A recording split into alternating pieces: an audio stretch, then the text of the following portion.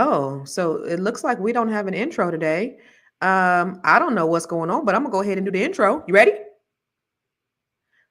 All right, let's go. Let's do the intro. Yeah, it's CC, CEO. Wanna change your life? Come see me, yo. I'ma teach you how to build up wealth for your family, not just for yourself. I'm a bestseller, a house flipper, a businesswoman, a go-getter, a big investor, a goal builder that could teach you to get richer like millions, baby. You really about to fill your savings. You about to have multiple streams to pass your children, baby. Let me teach you to get your credit on track in the long run. You'll make it all back at Catalyst and watch it all psychology black-owned firm, but we ain't all black. Everybody, good morning. It's your girl Constance Carter. What's happening? I see you guys come. Listen, I'm so appreciative of your loyalty, of you guys coming in every single day, my friends. I love it. You know, while the intro be coming on, and the reason why I really have to have intro, well, I love y'all, I really do, and I love my intro, I really do. But when I put on the intro, it gives me time because for some reason the software that we use, it doesn't make my Facebook page, and it's not on my Facebook right now. It doesn't make my Facebook page it doesn't make it public on my Facebook page. So while the intro is coming in, I go over there and I make it public on the Facebook page, which I'm trying to go on the Facebook page right now, and I don't even see it on my Facebook page. I don't even see the video on my Facebook page. But anyway, I'm going to try to figure it out. I'm going to try to work it out. Hey, happy Tuesday. Y'all, I'm so excited to be here. So you know how we do every single day. And I appreciate you because you could be anywhere else in the world, but you choose to be here with us today.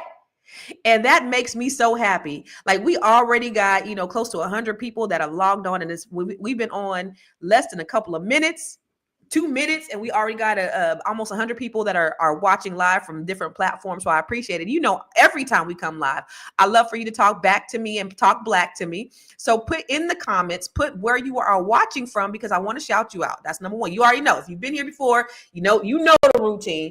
Put where you're watching from in the comments because I want to shout you out. I saw you, Lovely JR. Lovely JR was sitting here even before we got on, like just faithful. You know what I'm saying? He was in the comments even before we got on. Sophia, you was in the comments before we got on. And I appreciate you guys coming in here, just rocking with us every day. Like that means the world. It really, really does. Because you could be anywhere else, but you choose to come and talk to me and Tiara and just share and engage and all that stuff. So it doesn't go unappreciated. That's for sure. The other thing is, if we're all about collective economics. So if you have a business, put it in the comments because we want, hey, what's up, H-Town? We want to, what's up, Compton? What's up, GMB Heth?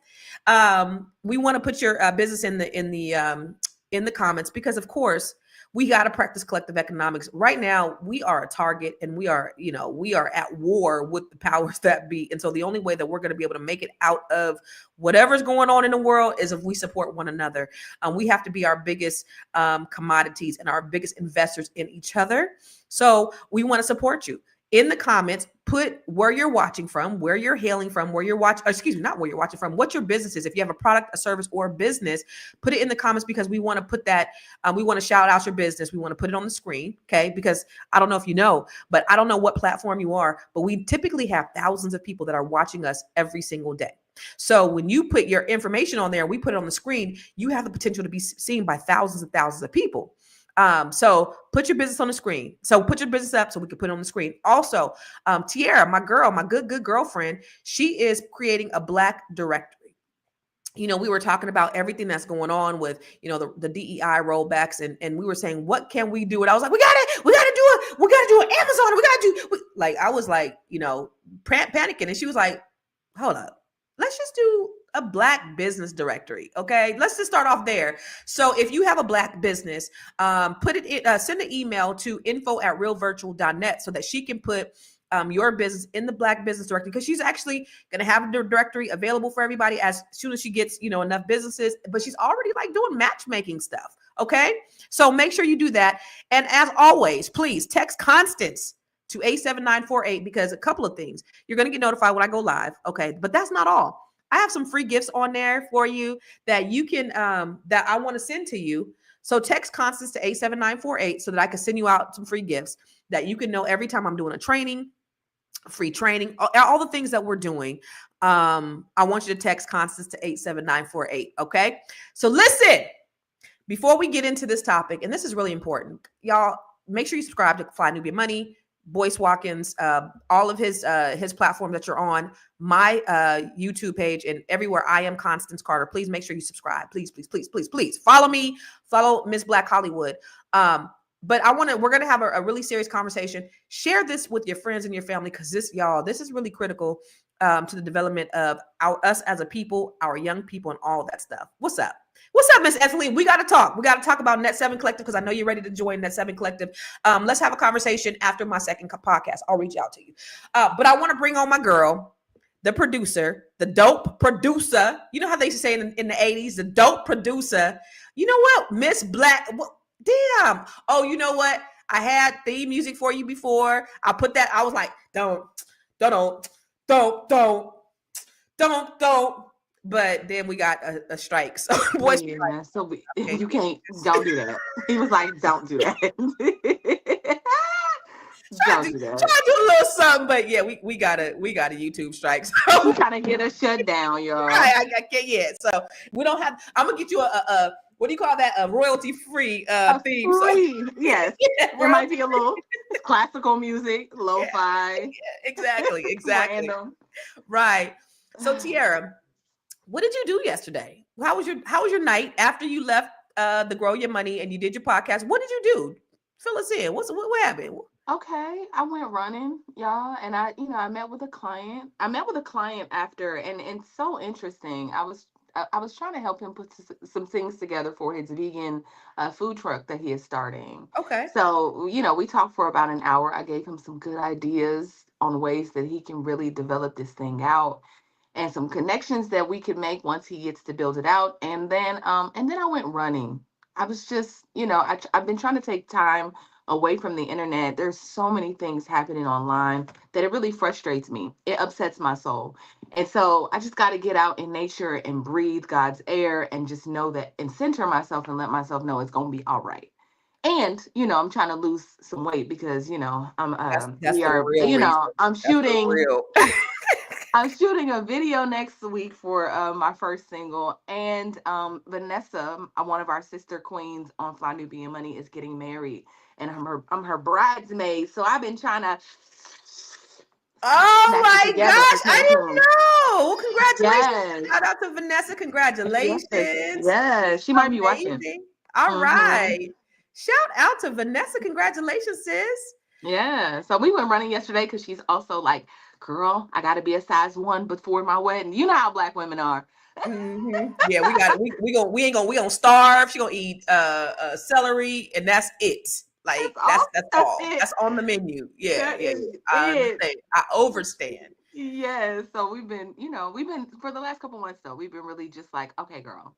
All right, we just gonna get it out. We're gonna get up. We're gonna go to the gym. I mean, we always do anyway. We work out together pretty often. So yeah, that's dope. Good. It's funny is all the queens. I love the queens from Fly Nubian Queen, right? So I don't know if you guys watch Fly Nubian Money. It's a bunch of us, and so I think I would say probably I'm the wild card. Right, I'm the wild card, and I just be saying some shit, right? So I never know what she's gonna say ever. Go ahead. I had not met a lot of the queens in person, so we went to All Black National Convention. I thought, like, since I have such a big personality, like I was gonna be like sunning everybody. See, you see, I know, right? I'm gonna be sunning everybody. I'm gonna be taller than everybody, and I'm just gonna be like, why was I the shortest one? I'm talking about like the shortest.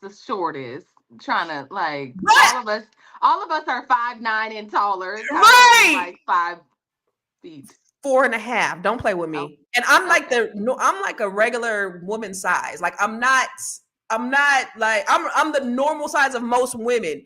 You guys are just giants. And I didn't know. I thought I was gonna come up in here and I was like, yeah. And I was like, hi ladies. So upset. I was so upset. Like she was, y'all. She was everybody really was upset. like this. I was like, oh my God. So y'all make sure y'all watch Fly Nubian Money so you can see all these big chicks. And I guess I gotta be like, Scrappy Doo. Like, I guess. You big though. You big. Like you have a big presence. Like I can't Some of the queens can't match your presence, darling. Thank you.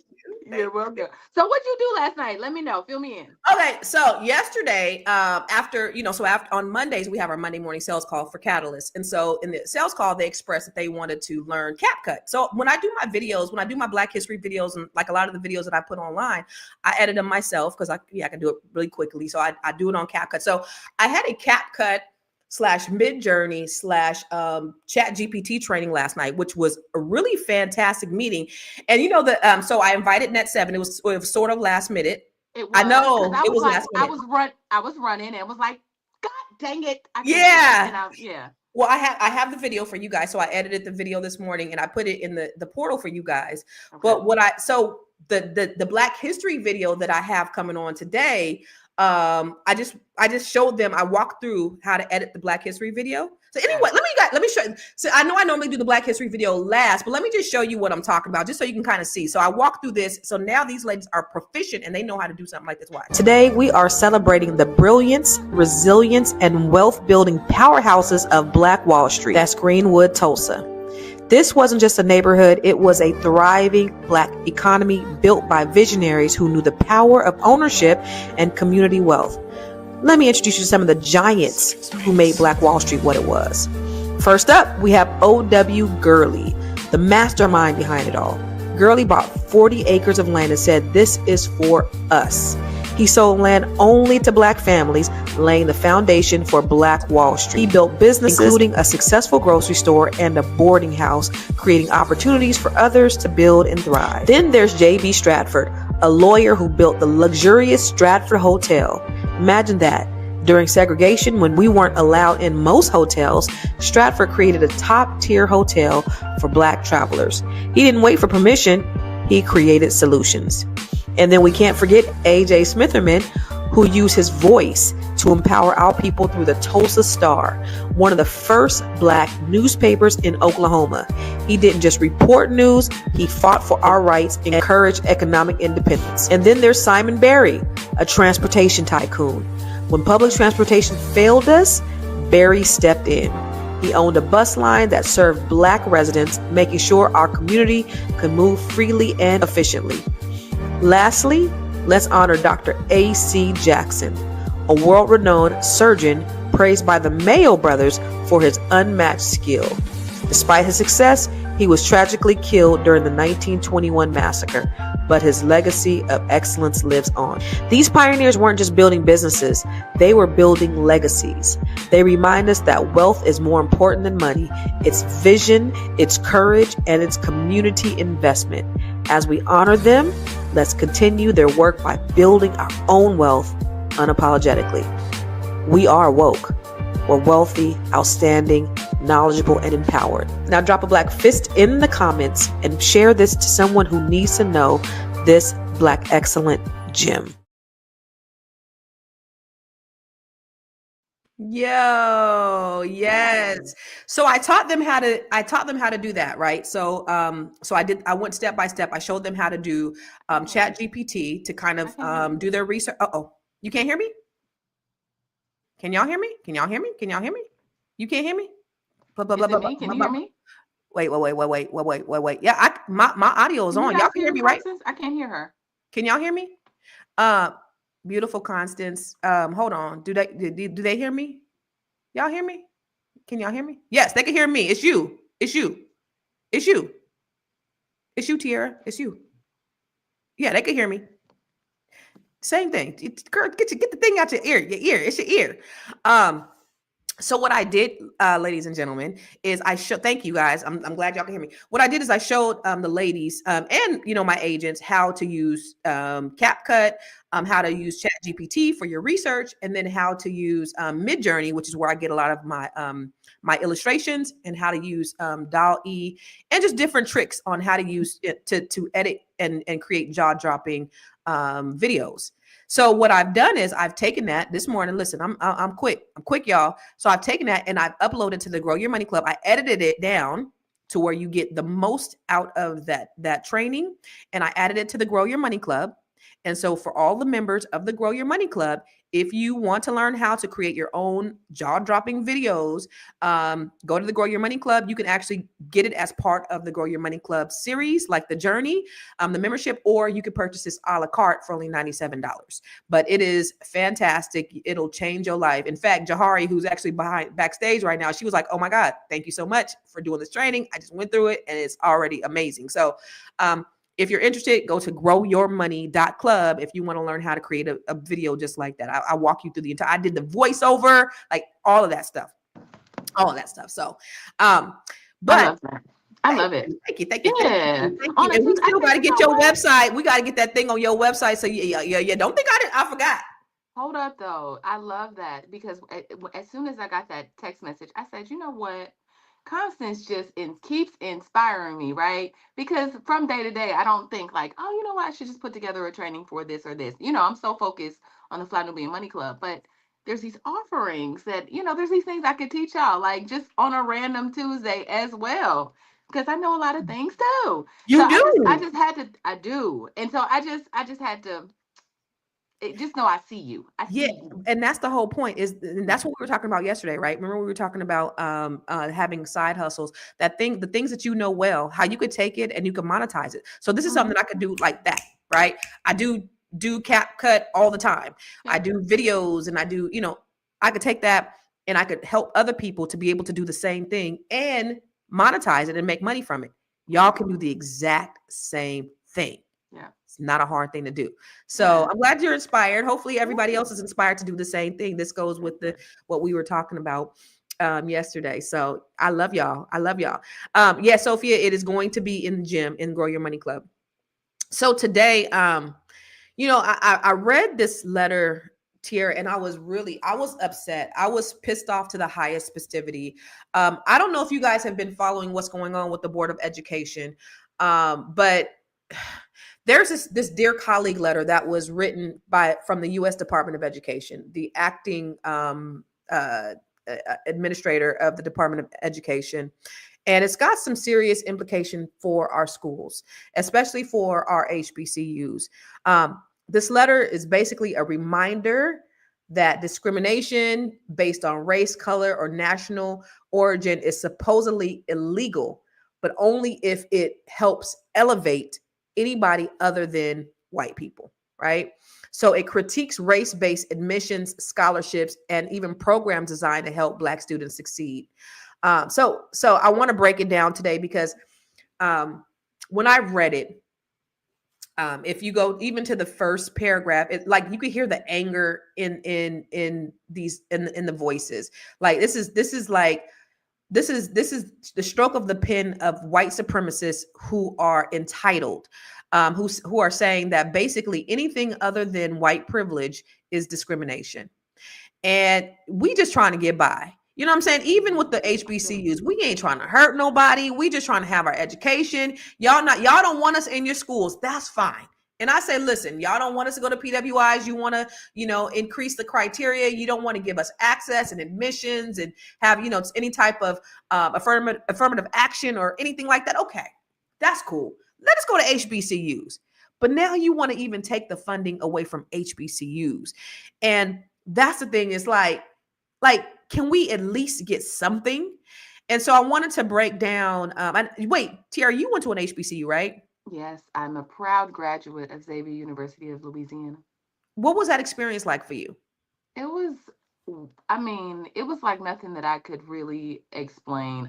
There's something about being on campus with other people that look like you, that are smart and ambitious and resilient, and I don't know, you just feel comfortable, right? Because at that time, I don't know if you knew this, but I was sent to Minneapolis to live with a family member, and actually. In Minneapolis, I'm not saying like it's not. I was in Minneapolis, so it's black, right? But outside of that, you have to deal with just predominantly just white. It's a white state, right? So to go back to the South after that, and to be around in the middle of all these beautiful black people and black faculty and people that were supportive, it's just like it helps you. It gives you a grounding of who you are as a Black person. It's like you're able to be set in somewhere that's that nourishes you and helps you flourish, and you feel at home, and you just really get your grounding. I actually recommend that. Lauren wants to go to Howard because her dad went to Howard, whatever. But I wanted her to go to Xavier, but what I know she'll get from that experience is a grounding. Like, she'll learn what it means to be a Black woman just from being around her peers. She'll learn how to operate in this world and learn from people who are striving for excellence. We are the number one. Xavier University is the number one Black institution that's known for sending African Americans to med school. So and then it's like we had a pharmacy school on campus, just Black doctors everywhere. Most of my friends are doctors or lawyers or pharmacists, or Wow. and here Wow. I am, like gynecologists. I mean, physical therapy, all of that. Yeah. And I just think it's also a great place to network if you're going to go to college. I think it's one of those places where you can always look up, and I can, like I said, always call my friend who's a doctor and ask questions about my fibroids or whatever is happening, because we have or connection. One of my six figure offerings of job offers came from somebody that I went to school with. He was Right. like, "Yo, come through. Like, I got you. Here's the offer letter. I'm gonna just send it to you." So Look. you can't get that anywhere else. But that was my experience going to an HBC. No, and that's so Rich. I don't have many regrets in life. I Mm-hmm. don't regret the marrying the wrong person. I don't regret doing some of the wrong things and engaging with some of the wrong people. The only regret that I have in life is that I didn't go away to an HBCU. Yeah. And I've always said this to my children. And so my kids were like, I was always telling, like, since they were little, they know, like, that's next step for them, because I Yeah. want them to get that experience more so than even the learning.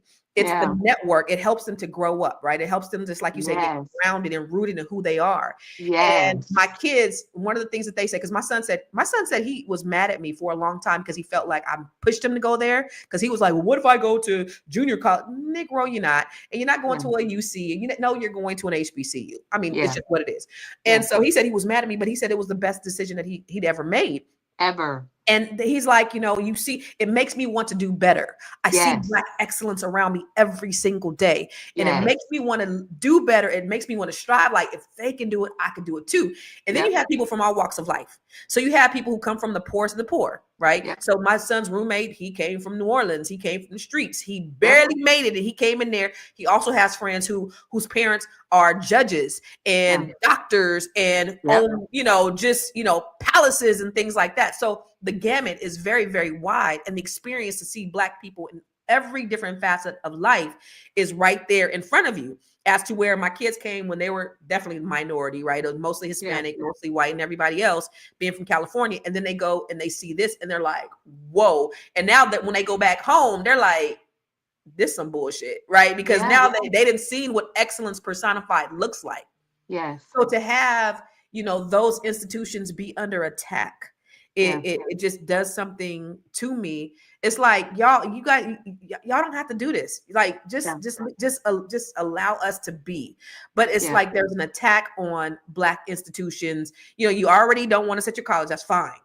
But you Yeah. don't have to take away the funding from ours, because listen, Black students are less.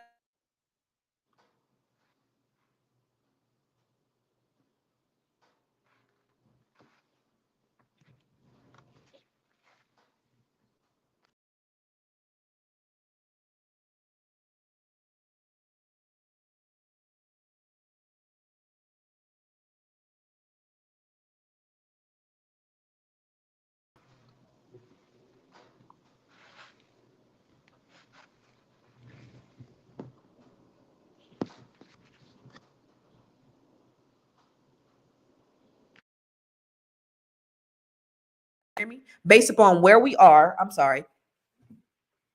Damn. Okay. What I was saying, dang, you can't see Tierra frozen. You couldn't hear me. What I was saying, y'all, is that Black students are way less likely to receive access to college prep courses than their white peers, than their white counterparts. Only 57% of our kids have access to advanced math.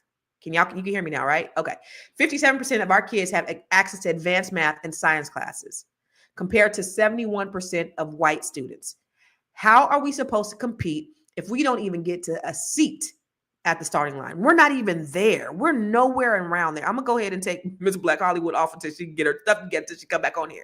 How are we supposed to compete? You back? You back? That was You know what? I couldn't hear you, but I thought it was me. no, it But was me. everybody But could, you were because I was frozen. like, I said, let But me get out of here and come back in. And but you were sorry. frozen. You were frozen. Yeah, because I left. I'm sorry. Okay. Go Okay. ahead. Okay. Okay. You were saying. No, I was just saying that, it doesn't stop there. Our babies are being pushed out of the classroom and into the system, right? So Black students make up only 8% of total student populations, but 25% of all out of school suspensions. They have less. If you ever read the book by Kawanza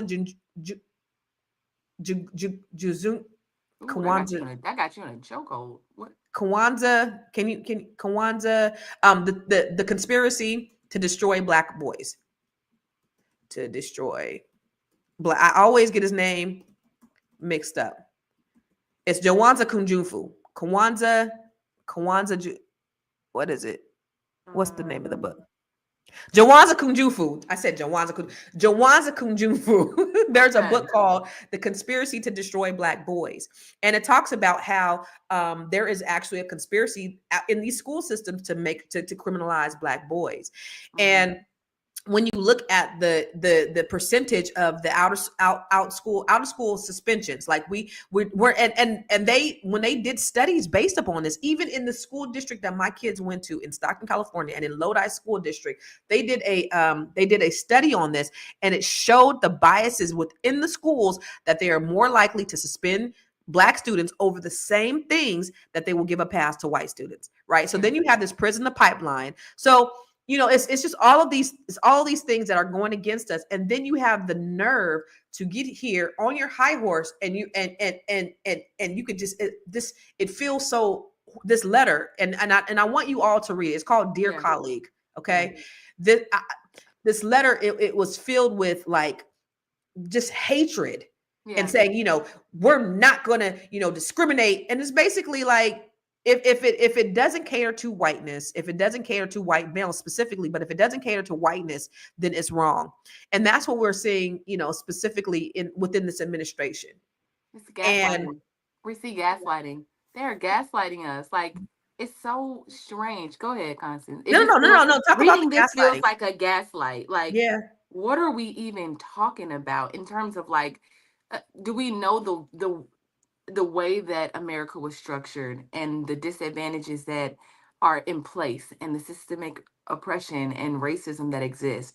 So to write something like this feels incredibly insensitive and almost like, what the fuck are y'all talking about? Like, what is this? Right? Mm-hmm. It's frustrating.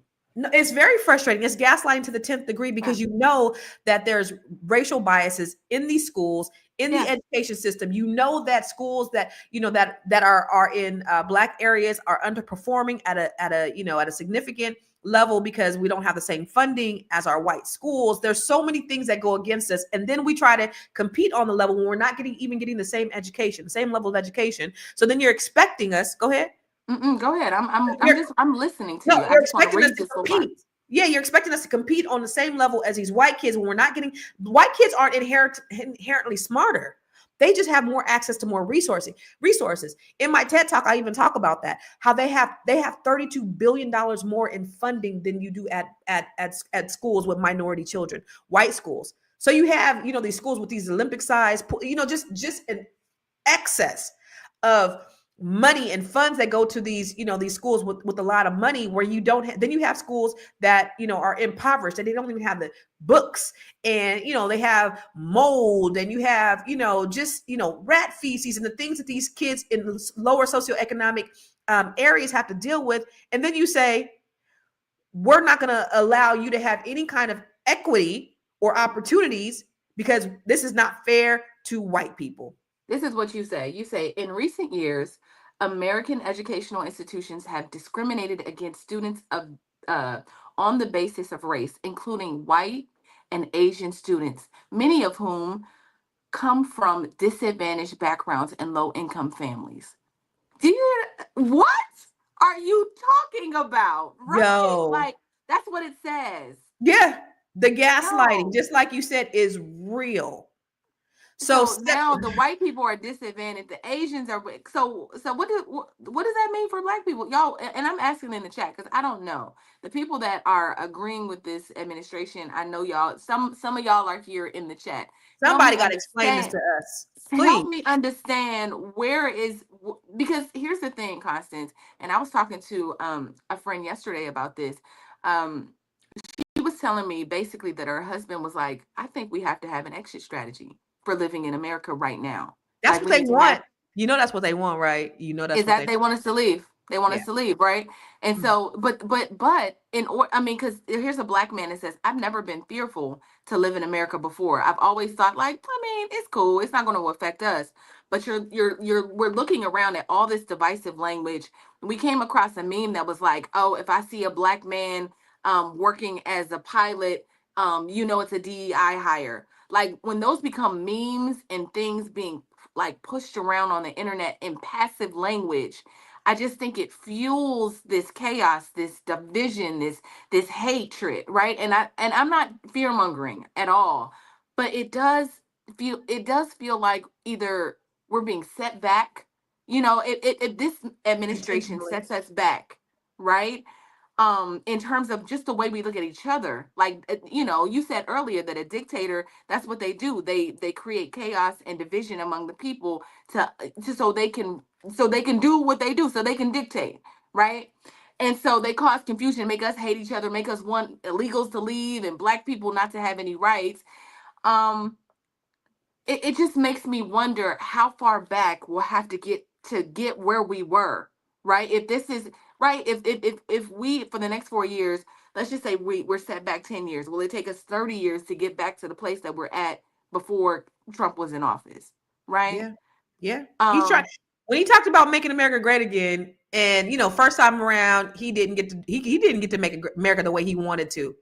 This time around, he is absolutely making America exactly what he wants it to be. They wanted that, these people are afraid of the browning of America, right? So they know that, in maybe in the next 50 years, they're going to be the so really, really, really minority, with that's the reason why they're scaring you about illegals coming in, raping your women. This is what they did about Black people. They said Black people were raping the women and Black men were, doing all these things. And it gave them justification for burning down our towns and hanging our men and doing the things that they did. They're doing the same thing with the quote unquote illegals.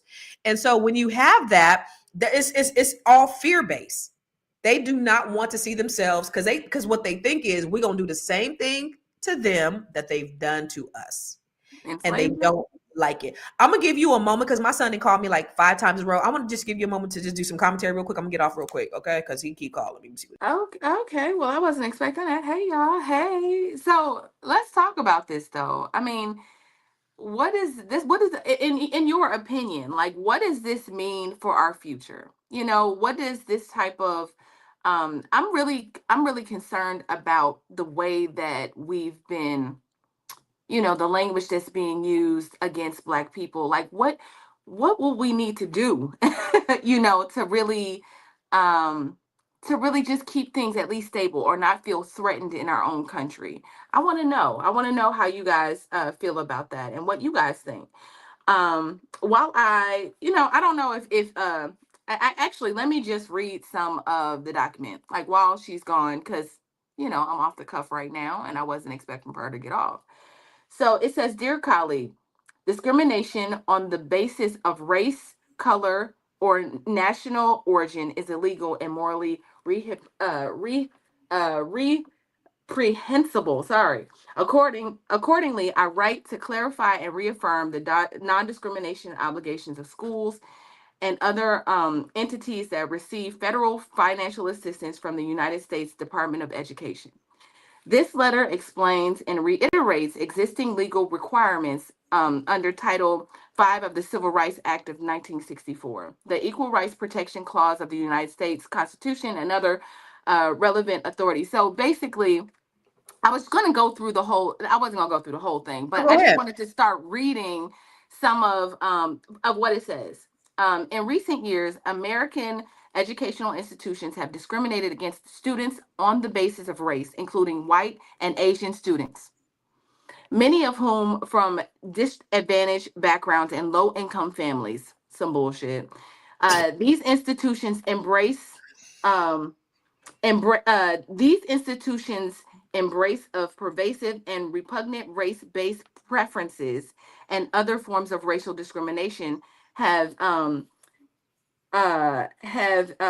emanated throughout every facet of academia. For example, colleges, universities, and K through 12 schools have routinely used race as a factor in admissions, financial aid, hiring, training, and other institutional programming. In a shameful echo of a darker period in this country's That right history. there, that right there, and a shameful wait, echo of a darker period when Black people couldn't get the same education as they could right now, and a shameful echo of a darker. Are you fucking serious, Daddy? I'm sorry, I gotta say it. My daddy got mad at me the other day. I got going Hey, off Dad. on Sunday, but listen, are you freaking serious right now? Okay, are you a shameful? You are really comparing the This the this inequity period and to the systematic racism that Black people have gone through in the education system. We couldn't even go. It was not separate but equal. So you're really comparing that to segregation and subjugation, the things that we had to go through as Black people. So basically, HBCUs are now going to have to say, okay, they're going to have to reassess their missions and their financial aid policies to ensure they're inclusive and don't inadvertently disadvantaged students of other racial backgrounds, which they already don't. Anybody can go to an HBCU. Anybody can go to an HBCU, but now now with our scholarships being at stake for the ones that are funded by the federal government, where does that leave those children? Right? So there, when you talk about the celebration of different ethnicities and all of those things, and do you know that in some of those PWIs, they removed Black history, Latino, everything that wasn't white, but they allowed the white clubs to stay. I mean, people still celebrated President's Day yesterday, but we've taken Black History Month off the table. So everything, I don't know if you guys knew that, but basically Google removed anything that had to deal with anything outside of whiteness. Right? They removed Black history. They removed like LGBT. They removed Pride Month. They removed any type of Native American and anything that celebrates diversity. Google has removed it from the calendar.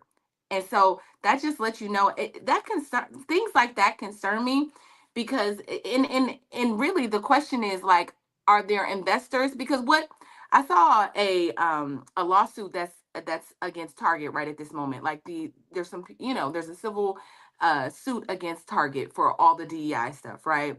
And I wonder if they're feeling pressure from investors to go along, to get along, or is there something that we're not seeing from the administration that's putting pressure on these companies to flip, or is everybody really just flipping because this has really been what's in the water? I don't think so. I think that there's some type of like incentive, or there's some type of repercussion that they will have to face if they don't flip. Right. Do you think? I mean, what I do you would think say about that? no, there has to be, but There has also to be. you got to think about when these companies really started integrating DEI into their culture of their businesses, right? And if they did it after George Floyd, then it was like it wasn't real.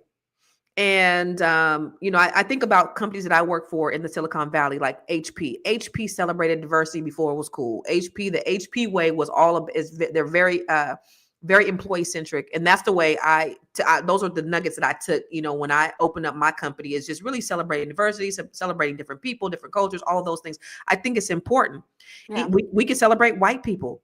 There's not a problem. There's nothing wrong with celebrating white people, as there's nothing wrong with celebrating Hispanics or celebrating African. There's nothing wrong with celebrating the differences and to show how you could bring us together in a unified manner, because we do see race. And when you say this is like what's this motherfucker's name?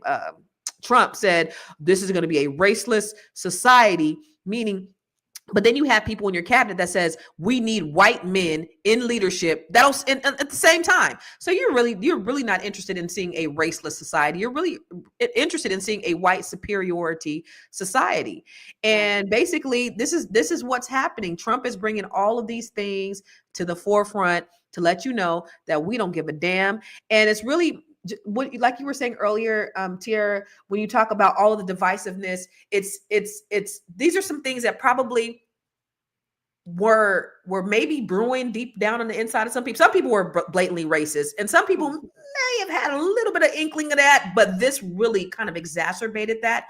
And so now whatever inkling that they were feeling, because this is, they started looking at Fox News and all of the, the fake news and all of the lies and all the propaganda that's being spilled, and they start to adopt that thing, and now they're being indoctrinated with these ideals, and so now the power that be, again, they could have us fighting against each other, because now there's this mistrust, this distrust. You can't trust anybody but me. You're going to vote against your own best interest because I hate you so much that I just want to vote for them because I hate you.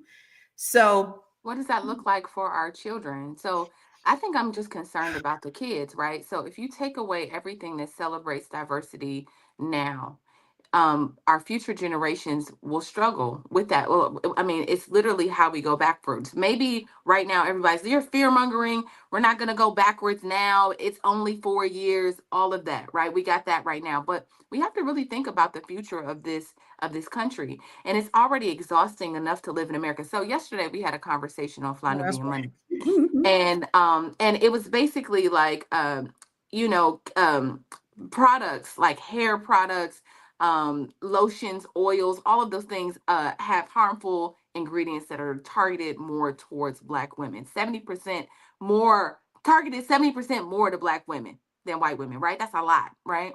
So we were talking about that, and the way it was described was like environmental racism. And I thought, damn, Ooh. I didn't even consider, right? Because I moved to Los Angeles from New Orleans, right, where Hurricane Katrina was an environmental injustice or racism, like, to me, right? But I didn't consider that the things that we put on our skin, the creams that the ingredients that they are putting in these creams and the perms and the all the things are really impacting our health.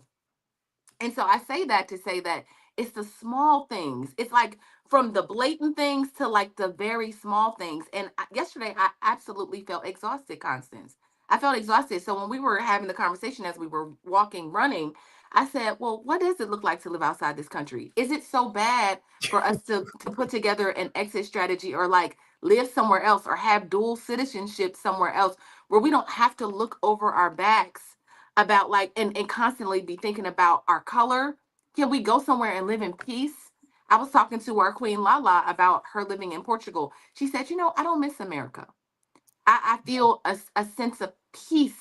Like I don't have to go outside and be like discriminated against, or nobody's purposely targeting me. So, y'all, what's so bad about having dual citizenship, or maybe considering moving somewhere else? Like, is this because America's exhausting at this point? This is something to consider. That's definitely something that I've considered more now than I've ever considered in my life. The idea of possibly going somewhere else out of the country. Now I feel like, well, if I can move, across the country for my family, then yeah, a few more hours may not be so bad, because you're absolutely right. When you gotta, when you talk to like Athena, she says, when in Jamaica we don't have to think about being Black. That's what she said. Right. But here we have to think about our race 24/7. And they say, that we always play the race card. You have not been a minority. It's funny because I remember when I had a friend I worked with at AT&T, this white chick, her name is Stephanie. And I invited her and her husband to my daughter's birthday party. And when they walked up, everybody was already there. Now, her husband I later found out he's a stone cold racist. Like, he did not like Black people, but, she dragged him along over there. And, she was my friend from work, and she was probably a racist too, but we were friends at work. Anyway, She comes to my house and they walk up, and you could see the level of uncomfortability that they had as soon as they walked up and they saw all those black people. They Mm. were extremely, now, we over there just chilling, having a good time, drinking, having, it was like nothing. We just having fun. But when they walked up, they felt this level of uncomfortability because they had never been in that situation where they were the minority. And that is how it is to be us at all times, right? Mhm. A lot of times we're the minority. We always have to, check our surroundings. We've grown accustomed to it because it's just what it is, right? We've been in situations, but they are rarely in situations where they are the minority. And when they are, boy, do they feel uncomfortable. They Yeah. don't like it. And then they tell us, well, you stop playing the race card. Well, we have to be black 24/7. Yeah. Yeah. You I don't. Yeah, yeah. I remember I co-produced one of the very first, to me. It was a podcast back in 2013, and I didn't had I known that this was going to be a thing, but we used to get in and have these conversations. It was called On the Real with Miss Black Hollywood, or Tiara. At the time, I was Tiara, and so I had a co-producer who was Asian. And so our conversations used to always, they were obviously geared towards the Black community. So every conversation used to always link back to racism. And so one day we were sitting and he was like, I think at some point we have to stop linking our conversations back to racism, because I feel like it all like sounds like the same conversation we're having over and over again. And I said, oh, wow. Celebration. Okay.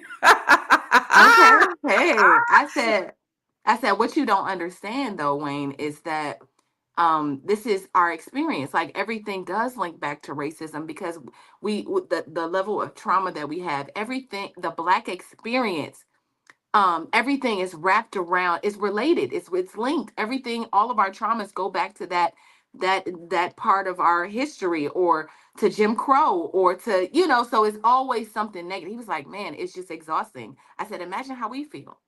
So I can't, 24. unfortunately, I can't go with you and say we can't talk about racism anymore on the show, because Everything leads sorry. back. Right. It's our reality. Yeah. And so, for people to, like, even on my Black History posts. So if you go to my Facebook, I am Constance Carter. I have a business page, and some white person said it's racist to have Black History Month. Why don't we have White History?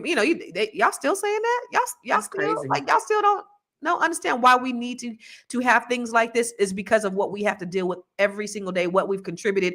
And a lot of the things, the reason why my posts are going viral on there is because a lot of these things that people don't even know about Black history. They have no Yes. idea, because Yes. these are things that have not been exposed. You will Yeah. never know that Black people invented anything, because it's not, those stories aren't told. Yeah. History is, he who writes history is the one who can tell the story. He who That's wins right. writes history. Yep. So our history has been whitewashed. We don't know anything about our history. And that's why going to these HBCUs is so imperative to, to building the confidence of our Black youth. Yeah. And then somebody in the comments said it. They said, if we take all of our kids out of these PWIs, shit, I can guarantee, because money talks. Mm. Just like Deion Sanders got millions of dollars when he went over to Colorado. Money talks. Pull all those kids out of, all those athletes out of these PWIs, and see how quickly they change their DEI policies or their Mm. affirmative action policies. See how quickly they change those things if Black kids decided that, you know what, I'm gonna go over here. See how quickly we'll get the funding that we need, right? Because people are going to come to these college games. You're going to start, you'll see a whole shift. But, you know, I hope that we do that. When I when pray when I start maybe seeing this is more time. athletes commit to Black universities, like it really makes my soul happy. But like having like Mike Vick and Deion Sanders go to these different colleges, they're now, there is a momentum around that. So I'm hoping that we see more of that, and we just can see it, because we've been talking about the issue all hour, but what is the solution? Like, what is the solution to the letter that we see right here? Because this is, as upset as you are and as frustrated as you are, this is the reality of where we're going. We This are is being gassed. This is the reality. So what do we do about the reality? Do we run? Do we get dual citizenship? Do we All of it. do we educate?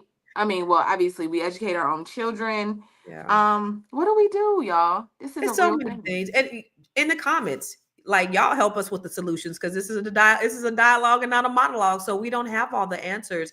I will say a couple of things though.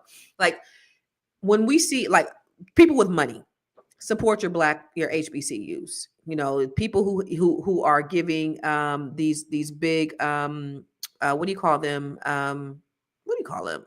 Endowments to colleges. Like remember a few years ago when Dr. Dre was under fire, I think he gave like I don't know, something $50 million, $100 million to USC, Yeah. and all these black colleges with a broken down, dilapidated buildings that that could have used them, right? But you're giving it to the PWIs. Also, by the way, when you talk about the funding that these HBCUs receive, they found like even in Florida, but that's just one place where black colleges were supposed to get the same amount of funding as these PWIs, they weren't giving it to them anyways. Yeah. They still weren't given, even with these mandates in place, we still weren't getting the funding that we were supposed to be getting. When they audited, they found out that we still weren't even getting the funding we were supposed to be getting. So so the funding, we're not even getting the funding that we're supposed to be getting, and you're gonna take that away anyways, and they're not even giving us the funding that we're supposed to be, is just crazy. Yeah. So, these endowments, start supporting HBCUs. Talk to your kids, especially if you have, kids that are athletes that are really, really great athletes. Direct them to go to HBCUs. They may not, they may not get the same visibility, but I tell you what, if they would become the leaders and people start to follow them, we'll start to see a chain reaction of more students going to HBCUs. Kids from college are still going to, go on to play professional sports. So it's not stopping them from being able to get into the NBA, NFL, or anything else.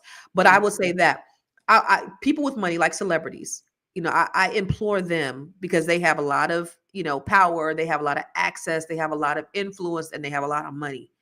Support HBCUs, right? Even more so. But like even on a local level, if you're a lot of, you're in California, I'm from California, we don't have HBCUs in California. Yeah. And so what's going to happen to those? Oh, Sacramento has a friend of mine, he's the president of Sacramento, and they have a HBCU facing it's a HBCU centered college that they have there, and I'm wondering what's going to happen with the funding there, with everything that's going on with the Department of Education. It's like an HBCU, but it's with Sacramento State. But anyway, so I just wonder how they'll be able to. I guess the question is, I never expected, and this is just really my naivety, I just never expected that they would be able to do this in the way that it's been done, right? Like I thought that there was laws in place. I said, Trump is the president again. Okay, how bad can it be? How much can he enforce? How much can he change, right? Like in 4 years. I mean, shit, in the first month, he's literally.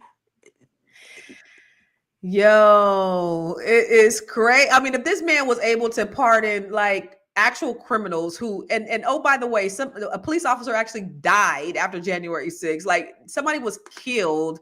And these were criminals that they know, that they have recorded. Like this man is able to pardon actual criminals. He's doing whatever it's the Great Reset. That's do we need a reset? In that way?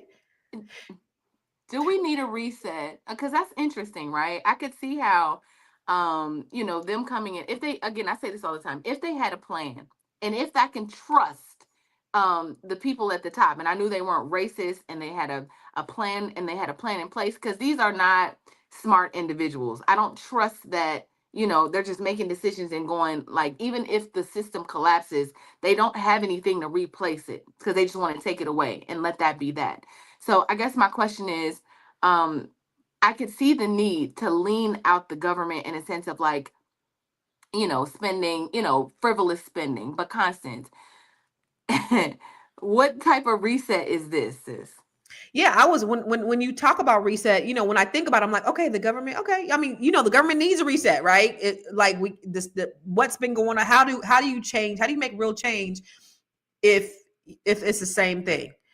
Yeah. But when it starts to affect us, That's what I have a problem with, right? So we know there needs to be a reset of government, but Right. when you're directly targeting us is Yeah. when I have a problem. That's where the real problem is when it's directly affecting us. And so I can't get with it. You can't. So if you are black and you support this and you support taking away any type of equity program so that we can have a fair shake, I can't fuck with that. I can't Yeah. rock with that. And just like Victoria said, shout out to Victoria, Net 7 Collective. She said small donations even help Yeah. these HBCUs. So if you got extra, I'm supporting HBCUs by sending my kids to college at Yeah. HBCUs. So they I are gave getting an my tuition. HBCU. Right. Yes. They are getting my tuition. Yes. And that's another thing too. I was just having a conversation with you last week that, with me, even I was feeling some kind of way because I have 3 kids. My daughter went to an HBCU. I have 2 in the HBCU right now, right? And so my daughter, paid, $120,000. I paid out of college. None of my kids have scholarships. And my oldest son, I'm not in the same financial situation I was a few years ago when I was able to pay for my daughter, because I have 2 kids in college. I just moved and, went through a divorce and lost a bunch of money. And so my son is now contemplating joining the National Guard so he could pay for his college, which is like, I feel like a failure as a parent, because I'm just like, oh my God. But then you take away any opportunity that he may have at his HBCU, because what do they say? It's what was that? What did you read in that first paragraph where he said it was like, it's whatever those strong words were. So you're Oh, talking about my son. oh, What you did mean the dark go back era? to the What dark is age? it? Yeah. What did he say right before that? Uh, In that strongly worded letter. in the shameful echo, or before that? Yeah, right there, right there. And the Okay. shameful echo of what? A dark what? In a shameful echo of a darker period in this country's history, many American schools and universities even encourage segregation by race at graduation ceremonies and in dormitories and other facilities. Mhm, mhm, mhm, mhm. The reason why, and we didn't start the segregation, y'all did. We just gave opportunities for our children. Come on, what are we talking about? What are we And talking about here? there was white people at Xavier, but a lot of people came from overseas. Like there was white people that went there. Yeah. Oh It's not like we say you can't come here. yeah. It's like we're gonna have this place for us so we can nurture us, so we can get our foundation, so we can feel good about us, because there's something so magical, y'all, about being in a space where you feel like home and you don't have to always worry. Like in the workplace, I read an article the other day that said the workplace is actually a corporate workplace is actually a dangerous place for a black woman, right? So if every space you go in, you constantly have to code switch or think about like, oh, is my hair, do I need to straighten my hair, or should it be, is this afro too much, or my locks too black, is my skin, am I speaking the right way, am I using slang, am I, you know what I mean? Like it's all of those pressures to just, in those environments you could just be like, Right. Right. You could just relax and be you and enjoy in an environment where you don't have to feel um where you don't have to feel like an outsider, like an outcast, where you don't have to feel like you're in danger, and we've seen a lot of those PWIs where, black kids were coming in to the library and they were being harassed and what are you doing here and all of those things. So it's the things that we just have to deal with. And so he's saying that, basically it's a shame that we are separating ourselves and segregating ourselves. But sir, you guys did this, not us. We just created a space where we're able to get educated. yeah. So I would say this, we're going to get up out of here. I would say this, Tiara, like we definitely support our HBCUs. Send your children there, put your money there. And I will say, like, in California, kids that my kids went to school with don't even know HBCUs exist. So do you know there are some places in different parts of the country that don't even realize that they have these opportunities and these options for them. They have no idea. So just bring awareness to this. Can you vote? Like, okay, voting does what? Voting did this. So make sure that we get these motherfuckers out during the midterms, I guess. What? I don't know. So there's a question in the comments that basically says, but the HBCUs are white owned. What do you say to that? They're not. They were no, they're not white owned. They A lot of them were founded by white people, but they are not white owned. So yeah, you have like even like Spelman, what Rockefeller was it was the Rockefeller's wife, one of the Rockefeller's wife. It was named after her. They founded it, but they're not owned by white. They're not owned by any one person. But yeah, they were founded by white people. They were founded by some of the abolitionists or the allies. They're still black institutions that educate black people, and so that's really irrelevant, honestly, who founded them, because they're not owned by white people. No, that is incorrect. So there you go. Yep. So girl, let's get up out of here. We have another podcast getting ready to come up in about an hour. What are we talking about today? Oh, because I almost forgot. We are talking about Gen Z. I saw an article that basically said that Gen Zers are being fired in corporate spaces because the managers are calling them lazy and saying that they just kind of move to to the rhythm of their own drum, right? It's the way I see Gen Zers, right? And we're wondering, like, what does that look like for the future? What does that mean? Should we get on par with Gen Zers? Because I just think they see the world different, right? You have like I was gonna say our ancestors, our parents worked hard. They taught us to work hard. Gen Zers like, I'm not doing that. Like, I'm not about to be sitting up in here for 8 hours while my life is like, I'm not doing that. Right. I Oh, would it's gonna rather be a just good get conversation. It's gonna be a right. good I just want to conversation. get online and stream and make $1 million. Right. When I think of like Kai Cenat, they just think differently. So I wonder, is Gen Z lazy? Are they genius? And do we need to follow some of the because they just don't be going. So do we need to follow some of those some of the ways that they think? Yeah, listen, I have four. So I can definitely speak to this and how they think. It's very, very interesting, and I can't wait to have that conversation, because I'm gonna put all them raggedy ninjas business out in the street, because Can't wait. having those conversations are very interesting, and then talking to business owners about their experiences is also very interesting. So this is going to be a great conversation. Somebody said, you're an awesome parent. The fact that your son is searching for to fund his growth shows resiliency and determination, planning from his parents. And I appreciate that. I I was telling said my the son, same thing. I said it's not a bad thing. Constance said, I "What you felt say, like a Constance?" failure. I felt like a Yes, failure. I said this I could be did. good. I It did. I gives was just like, I was like, let me cook. I told him, wait, don't join yet. Just let me cook. I'm gonna be right back. I'm gonna have you and Kyron in a minute. We good. Just let me get back. And he was like, Mom, I'm a man. That's what he said. He was like, I'm a come man. on. And I was like, that made me feel good, because I was like, I paid for your sister's college. He was like, but I'm a man. I'm not her. And I was like, yo, I mean, that made me feel good, but it also made me, because I was like, I didn't prepare right. I didn't do this. I didn't do, I felt, and I'm telling you guys, my vulnerability here is that I just felt like I didn't do right. I'm not hurting, but I don't have $120,000 that I could just put on his college and put on my other son's college right now, as I did in the past. And he's just like, I'm gonna do what I gotta do. Yeah, I like that. And it gives him a little, I mean, we're talking about Gen Zers today, right? Yeah. Um, it's like there's a part of us that don't want our kids to feel what we felt. Like Yeah. have to work as hard. We wanted the roads to be paved with gold a little bit so they can just walk into opportunities. But is that right? Is that the way to do it? Should they have a little grit, a little struggle? Should he go to boot camp and have to climb the walls and do the things in order to earn a living? And I think it's a good thing. And maybe you just send them lunch money. Maybe you just be like, if you need something, I got you. But do you have to do the whole thing? And I feel like he'll feel better about it. He'll feel accomplished after he's finished. Like, I did this, not my mom. 100%. And I think Yeah.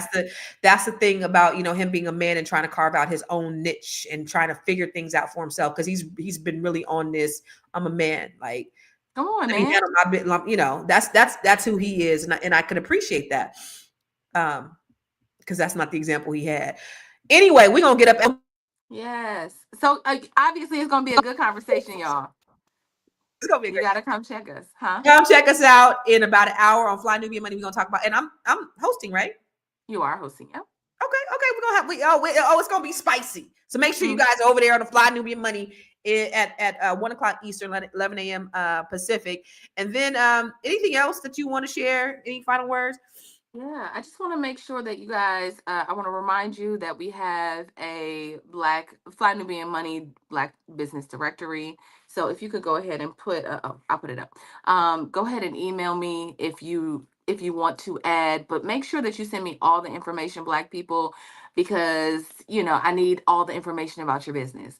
I saw somebody yesterday, they sent me information and it was for somebody else's business, which I thought was really cool. Like, I love this business, add it to your Oh, directory. So I'm just seeing a lot of love from Black people adding their people's businesses, their favorite businesses, or their own businesses. So make sure that you email me at info at Real Virtual.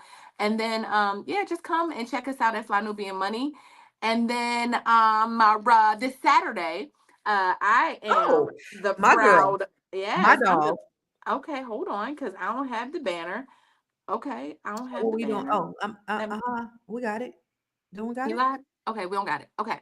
So this Saturday, y'all, we are at the Fly Nubian Money Club. We are helping you uh brand your brilliance. Basically, take that natural gift that you have that just comes easy to you, that you like, people will pay for this. Like, I mean, I just do this and then I do that and then I do that and it's done.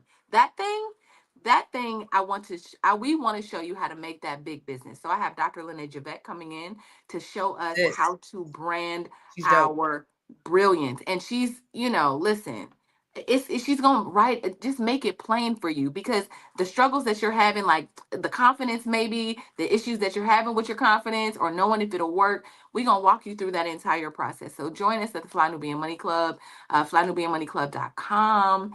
And yeah, it's this Saturday, 11 a.m. Eastern Standard Time, 8 a.m. Pacific. And then yeah. So Love and we it. have a free trial. So if you maybe you're like, man, Tiara, I can't afford it. I can't afford the $2.99 or whatever it is for the session. I am now running a 30-day trial. So just hop on. All you have to do is go to flynubianmoney.com.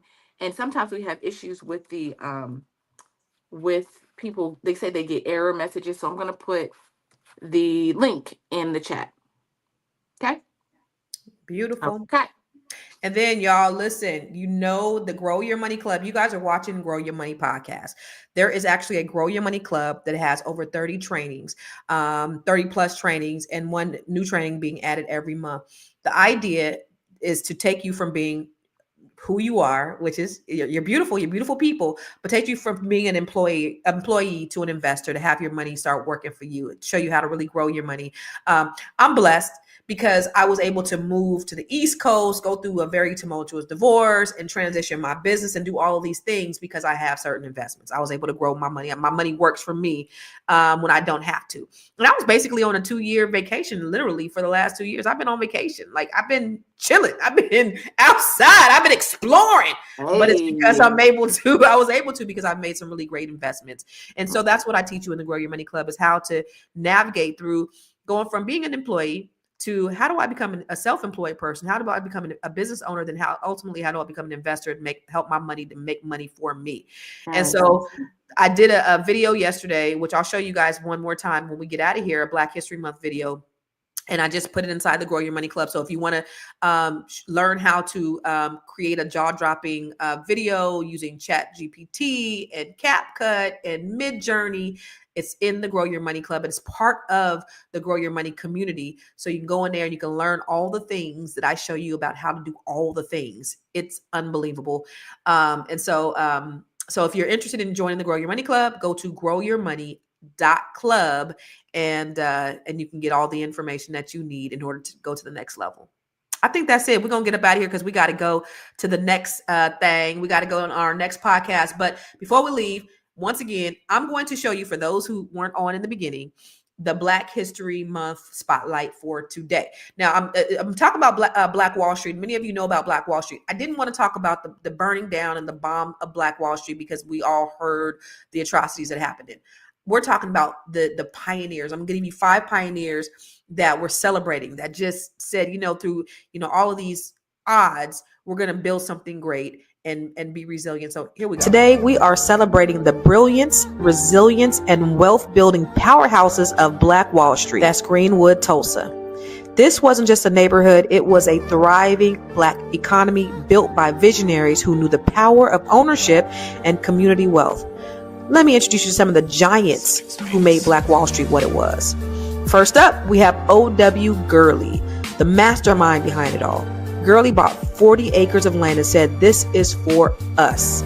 He sold land only to Black families, laying the foundation for Black Wall Street. He built businesses, including a successful grocery store and a boarding house, creating opportunities for others to build and thrive. Then there's J.B. Stratford, a lawyer who built the luxurious Stratford Hotel. Imagine that. During segregation, when we weren't allowed in most hotels, Stratford created a top-tier hotel for Black travelers. He didn't wait for permission, he created solutions. And then we can't forget A.J. Smitherman, who used his voice to empower our people through the Tulsa Star, one of the first Black newspapers in Oklahoma. He didn't just report news, he fought for our rights and encouraged economic independence. And then there's Simon Berry, a transportation tycoon. When public transportation failed us, Berry stepped in. He owned a bus line that served Black residents, making sure our community could move freely and efficiently. Lastly, let's honor Dr. A.C. Jackson, a world-renowned surgeon praised by the Mayo brothers for his unmatched skill. Despite his success, he was tragically killed during the 1921 massacre, but his legacy of excellence lives on. These pioneers weren't just building businesses, they were building legacies. They remind us that wealth is more important than money. It's vision, it's courage, and it's community investment. As we honor them, let's continue their work by building our own wealth unapologetically. We are woke. We're wealthy, outstanding, knowledgeable, and empowered. Now drop a Black fist in the comments and share this to someone who needs to know this Black excellent gem.